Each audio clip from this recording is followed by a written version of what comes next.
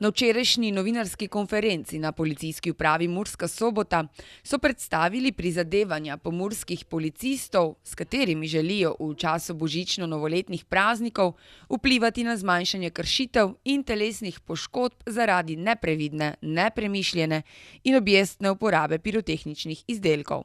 Policisti v sodelovanju z drugimi organizacijami že več let izvajajo preventivno akcijo Ne meči petard, bodi zvezda. Lani je k tej akciji pristopila smučarka Tina Maze, letos pa svetovni prvak v motokrosu Tim Gajser. Na oddelku, s katerega prihajam, se srečujemo s posledicami uporabe pirotehničnih sredstev, ki nastanejo takrat, ko gre nekaj narobe. Na srečo v zadnjih letih opažamo, da je teh hudih telesnih poškodb manj. Običajno so v zadnjih letih po 1-2 poškodbe, na srečo tudi niso bile hude. Tako da je nekako, bi rekli, teh poškodb so nekako v upadanju, kar pa nas seveda ne sme uspavati, ker hitro lahko pride spet do porasta. Same poškodbe, ki pri tem nastanejo, so lahko različne in seveda vsaka taka poškodba, ki nastane, je povsem nepotrebna, draga za zdravljenje in tudi za poškodovanca lahko zelo neprijetna, boleča in povzroči trajno invalidnost. Te poškodbe so običajno bolj sezonskega tipa, največ tega je okrog novega leta, občasno tudi se take poškodbe zgodijo okrog velike noči, včasih tudi okrog 1. maja, ko ljudje pač uporabljajo take stvari.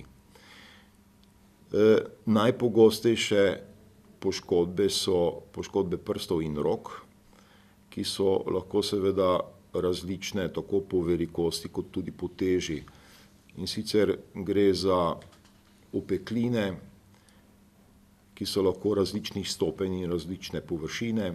Potem so tu poškodbe oči in pa obraza z temi delci eksplozivnih sredstev, ki so tudi lahko zgolj povrhnje, relativno nepomembne, pa vse do tega, da privedejo do trajne slepote. Prisotne pa so tudi poškodbe sluha različnih stopenj, saj te naprave oziroma ta sredstva, če eksplodirajo v neposredni bližini glave, lahko povzročijo tudi hude poškodbe ušesa in sluha.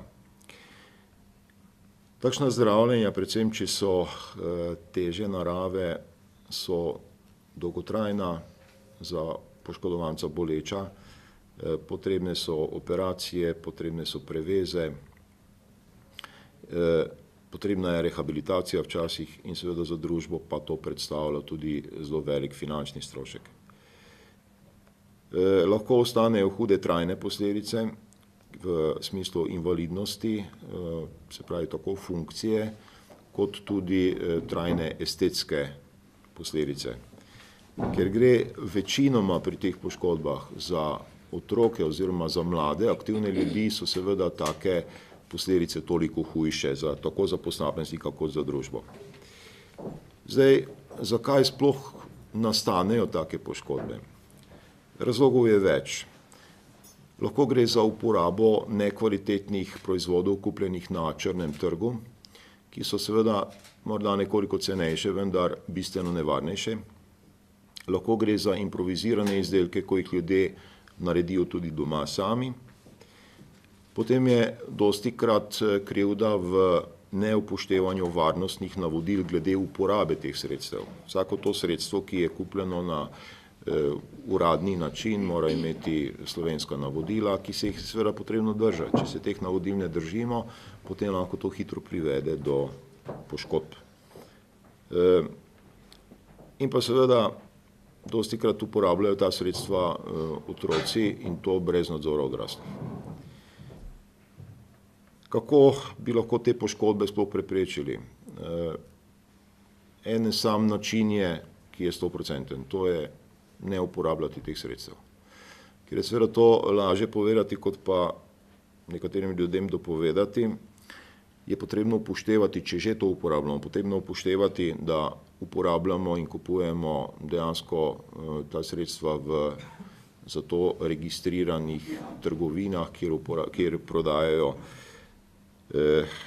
kvalitetne izdelke.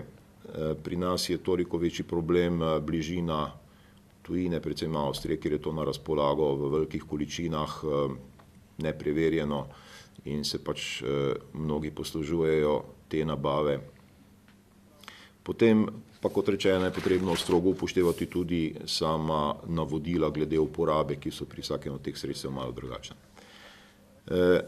Nujno je potreben nadzor odraslih in pa seveda ne nazadnje so sigurno potrebne preventivne akcije z opozarjanjem na nevarnost, to tako doma kot v šolah, kot tudi seveda v medijih. Večkrat, ko to ponovimo, večja možnost je, da se pač nekje to tudi, koga po domače povedano, prime oziroma da se teh navodil drži. Tudi živali so občutljive na poke pirotehničnih sredstev.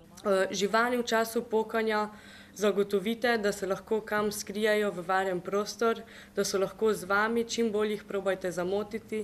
Tudi če imate na primer pse zunaj v pesjaku ali pa na verigah, da so vsaj v tistem času nekje z vami noter, da jih ne postavljate ven na mraz in pa prav tam, kjer poka, da so potem še pod večjim stresom.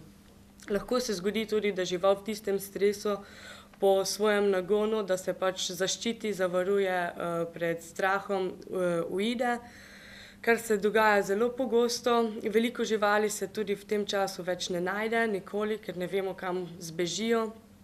Torej, če vam žival pobegne, morate jo takoj obvestiti zavetišča, kar je pri nas mala hiša. Potem vse veterinarske postaje, date čim več oglasov na socialna omrežja, na radijske postaje, da so čim več ljudje obveščeni in pa povprašate tudi po okolici ter pa polepite različne plakate.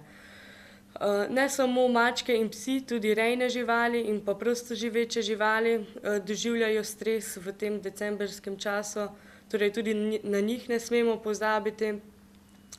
Če imamo doma živali, naprimer kot so rejne, je dobro, da vsaj v tistem času, da naredimo v prostoru, da ga izoliramo, da niso tako izpostavljene stresu glede petard in pa da mogoče tudi prižgete radio v teh hlevah, da se bolj zamotijo.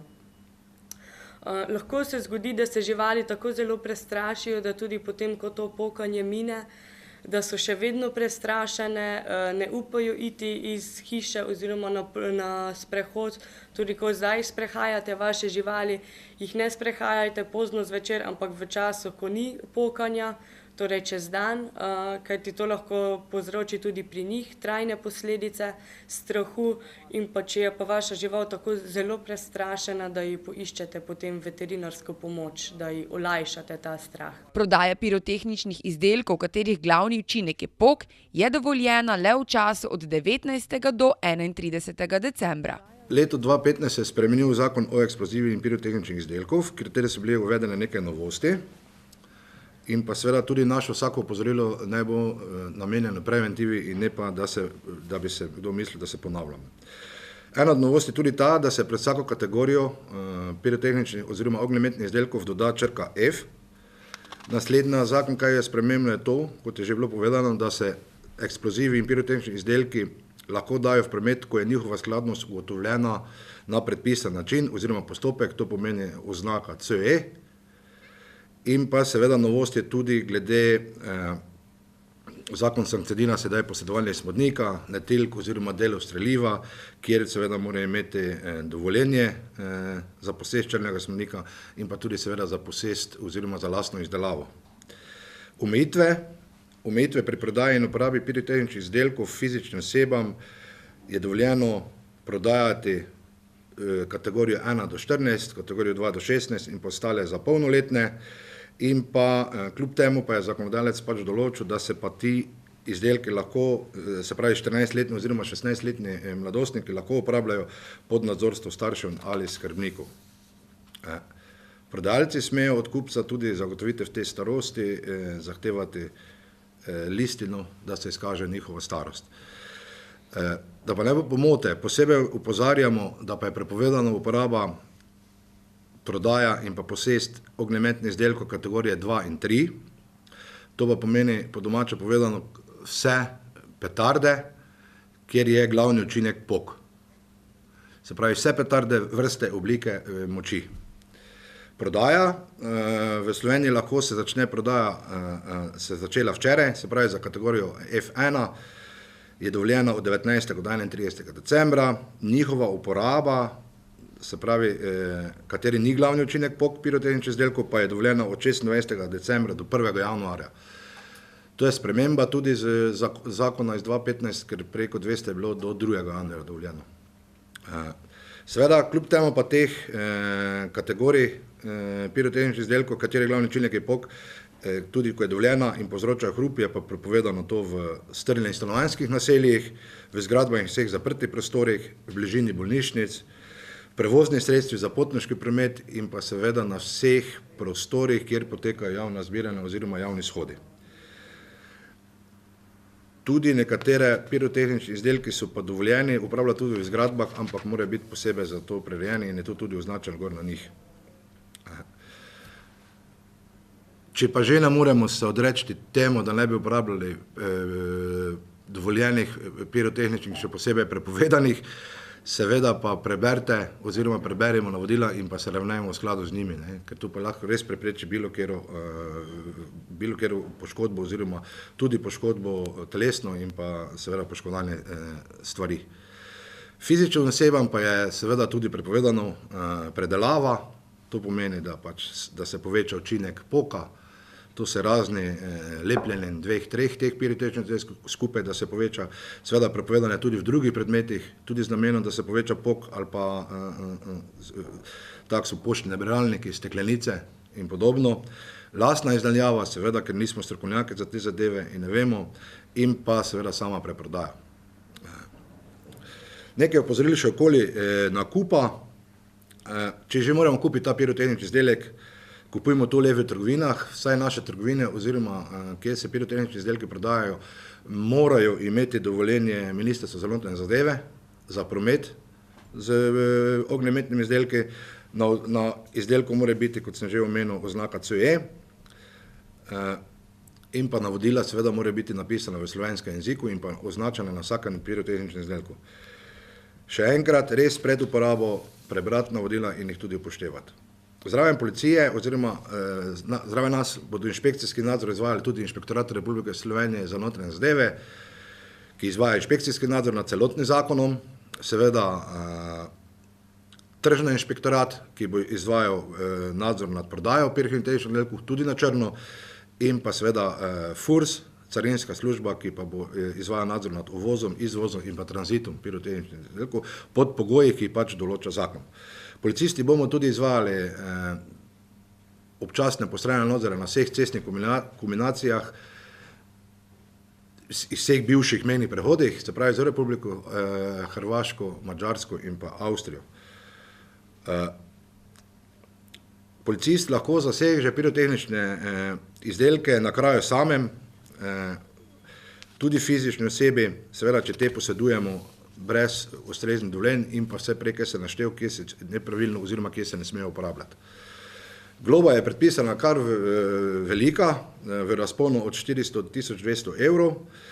Prav tako je predpisana za prekršek tudi stranska sankcija, kar pomeni odvzem eksplozivov in pirotehničnih izdelkov in delo streliva, kot sem povedal, in pa tudi ta stranska sankcija se izreče tudi za predmete oziroma vse te stvari, tudi če niso streličeva las. Policisti bodo tako dosledno ukrepali proti vsem, ki bodo kršili določbe o uporabi pirotehničnih izdelkov.